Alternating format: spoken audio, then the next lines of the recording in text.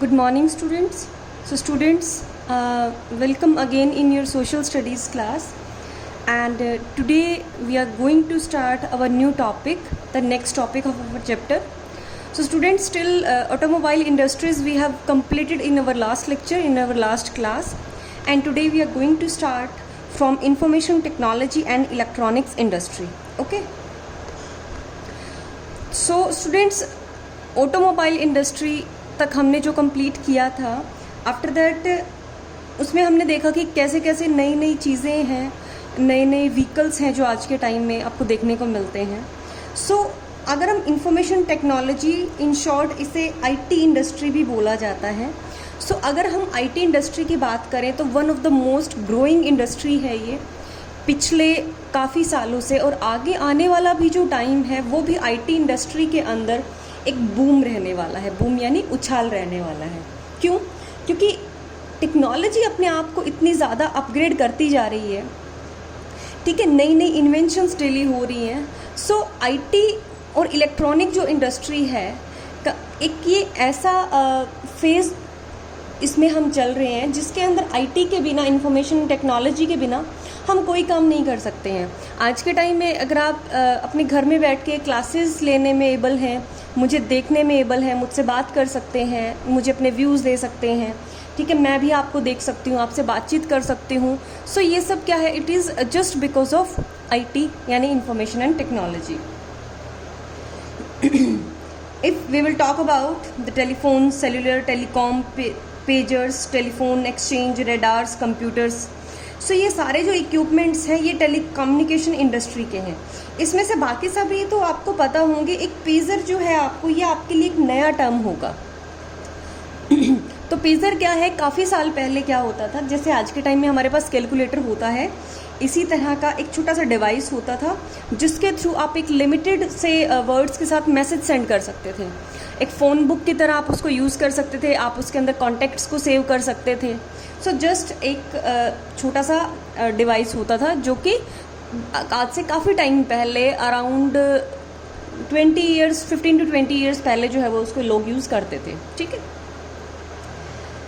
बेंगलुरु जो है उसको एक तरह से इलेक्ट्रॉनिक कैपिटल कहा जाता है इंडिया की, क्योंकि मोस्टली जो आईटी सेक्टर है, आईटी इंडस्ट्रीज जो है, आईटी का जो हब है वो क्या है? बेंगलुरु के आसपास में लोकेट है.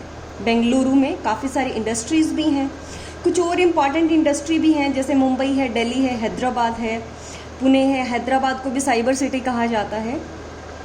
सो ये जो सारी इंडस्ट्रीज़ हैं, यहाँ पे बहुत सारे आईटी सेक्टर्स हैं, बहुत सारे आईटी आपके एरियाज़ हैं, इंडस्ट्रीज़ हैं जो कि हमारे पूरे इंडिया के साथ कम्युनिकेट करने में, चाहे through out the world communicate करने में अपने आप में बहुत बड़ा कंट्रीब्यूशन हमें दे रही हैं.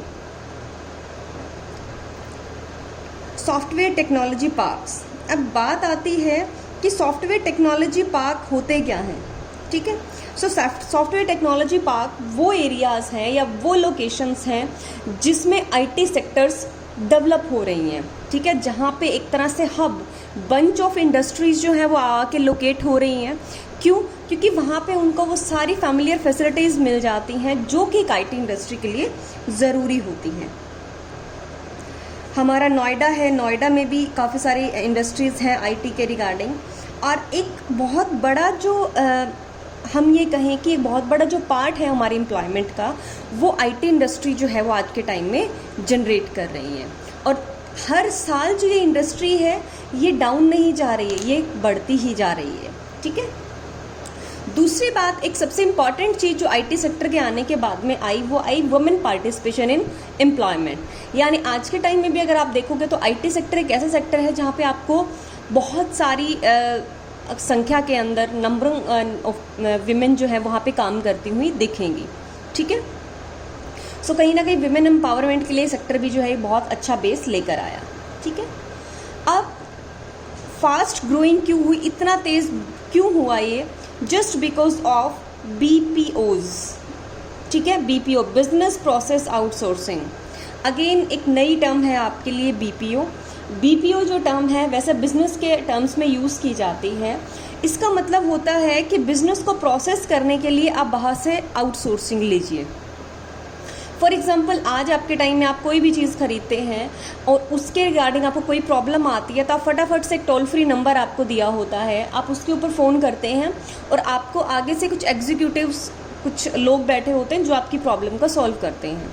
सो ये लोग जो होते हैं, ये ज़रूरी नहीं है कि मान लो आपके पास एप्पल आईफोन है और आपने जब कॉल किया तो कोई ज़रूरी नहीं है कि उसी कंपनी का एम्प्लॉय आपको डील करेगा। वो क्या करते हैं, कुछ कंपनीज जो सर्विस प्रोवाइडर होती हैं, मैन सर्विस प्रोवाइडर होती हैं, जो इस तरह की कॉल सेंटर्स और इस तरह की सर्विसेज को प्रोवाइड करती है, वो उनको हायर कर लेते हैं कंपनी को कॉन्ट्रैक्ट के साथ में, जिसके थ्रू क्या होता है कि उस फ़ोन के रिगार्डिंग, उनके प्रोडक्ट के रिगार्डिंग जितनी भी जो क्वेरीज होंगी इंडिया के अंदर, वो इंडिया की ही कंपनी होगी, वहाँ के लोग होंगे, वही उसको डील करेंगे। यानी बिजनेस कहीं और का, और उसने अपनी प्रॉब्लम्स को सॉर्ट आउट करने के लिए, अपने कस्टमर्स को डील करने के लिए, अपने कस्टमर्स की प्रॉब्लम को दूर करने के लिए बाहर से आउटसोर्सिंग यानी बाहर से सोर्सेज को लिया। तो जो ये बीपीओज हैं, इनके कारण जो आईटी सेक्टर है ये बहुत ज़्यादा मतलब एकदम से बूम पे आया। नेक्स्ट आता है आपका industrial pollution and environmental degradation. So ये बहुत ही फैमिलियर सा टॉपिक है आप बच्चों के लिए कि इंडस्ट्रियल पॉल्यूशन क्या होता है, यानी वो पोल्यूटेंट जो इंडस्ट्रीज़ की वजह से निकलते हैं।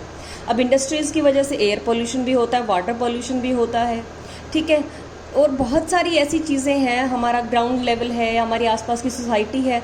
सो जो इंडस्ट्री से निकलने वाला वेस्ट है वो कहीं ना कहीं बहुत ज़्यादा पोल्यूशन क्रिएट कर रहा है, और जैसे ये पोल्यूशन इतना ज़्यादा क्रिएट कर रहा है उसके कारण एनवायरनमेंट भी हमारा डिग्रेड हो रहा है, ठीक है।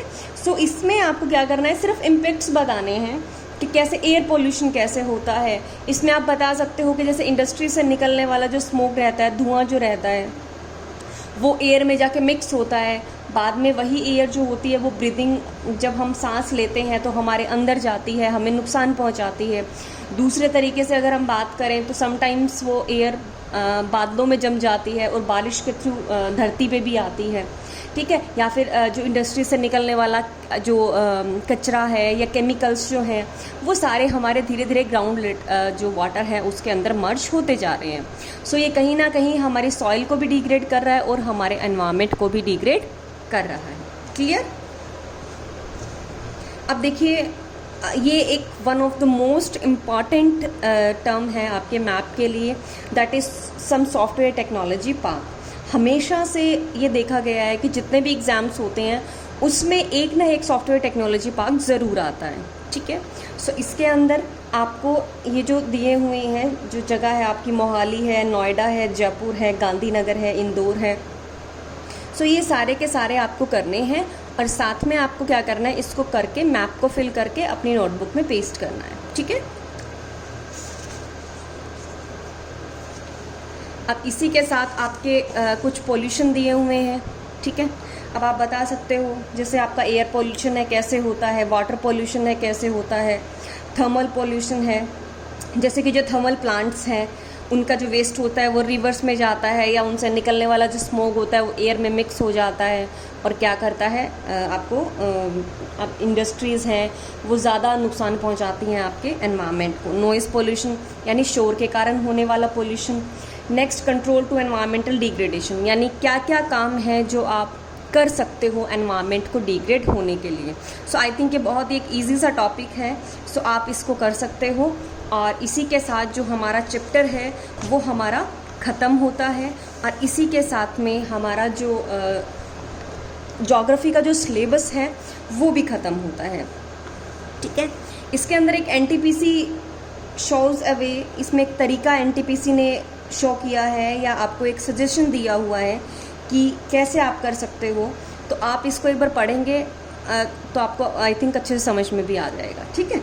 सो ये था हमारा आज का चैप्टर, और इसके अंदर से जो है आपके क्वेश्चन आंसर्स हैं आपके एनसीईआरटी के, ये सारे आपको करने हैं, ठीक है।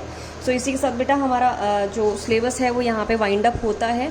अब हमारा ज्योग्राफी कंप्लीट हो चुका है, सिविक्स कंप्लीट हो चुका है, और इकोनॉमिक्स कंप्लीट हो चुका है। इकोनॉमिक्स का जो फर्स्ट और जो सेकंड चैप्टर है वो मैं आपके पास बहुत जल्दी अपलोड कर रही हूँ। मैं आपके पास उसको वीडियोस आपकी 1 या 2 दिन में आपको दोनों चैप्टर्स की वीडियो मिल जाएंगी, ठीक है। उसके बाद से फिर हम अपना हिस्ट्री का चैप्टर शुरू करेंगे और मोस्ट प्रोबेबली 15 से 20 दिन में हमारा जो सिलेबस है वो वाइंड अप हो जाएगा, ठीक है। सो उसके बाद से फिर हम अपना रिविज़न स्टार्ट करेंगे। तो स्टूडेंट्स, ये था हमारा आज का लेक्चर और हमारी ज्योग्राफी की लास्ट वीडियो, ठीक है। सो आई थिंक समझ में आया होगा आप सभी को, नहीं भी समझ में आया होगा तो हमारी क्लास रहेगी, तो क्लास के अंदर हम उसको डिस्कस कर लेंगे, ठीक है। So students, thank you and have a nice day.